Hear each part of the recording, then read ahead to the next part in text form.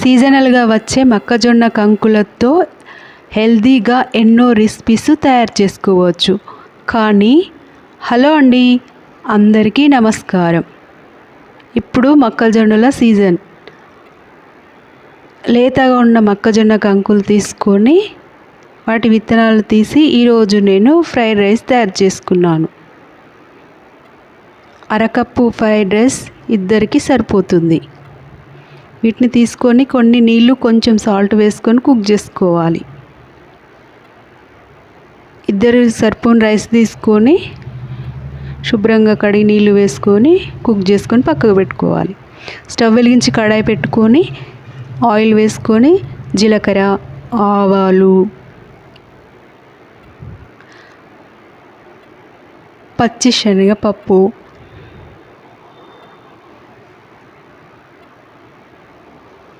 పచ్చిమిర్చి, క్యారెట్, ఉల్లిగడ్డ ముక్కలు,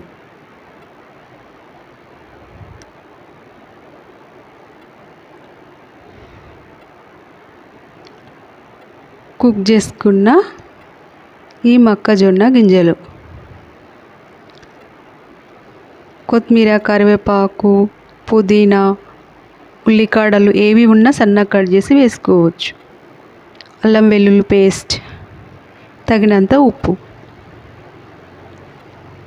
కొంచెం ధనియాల పౌడర్ వేసుకుంటే టేస్టీగా ఉంటుంది. వీటిపై మూత వేసుకొని ఒక 5 minutes అలా కుక్ చేసుకోవాలి. ఈ రైస్ని గుల్లగా తయారు చేసుకొని 1 కప్పు వేస్తున్నాను. 4 members కావాలనుకుంటే 1 కప్పు కార్న్ తీసుకోవాలి. 2 కప్పుల రైస్ తీసుకోవాలి. ఇద్దరికి సరిపోవాలి అనుకుంటే అరకప్పు కార్న్, 1 కప్పు రైస్ తీసుకుంటే సరిపోతుంది. ఇది పిల్లలకి లంచ్ బాక్స్లో కూడా ఇలా చేసి పెట్టవచ్చు. పిల్లలు పెద్దలు ఎంతో ఇష్టంగా తింటారు. Healthy recipe. ఈ మొక్కజొన్నలలో పీచు పదార్థం ప్రోటీన్ ఉంటుంది.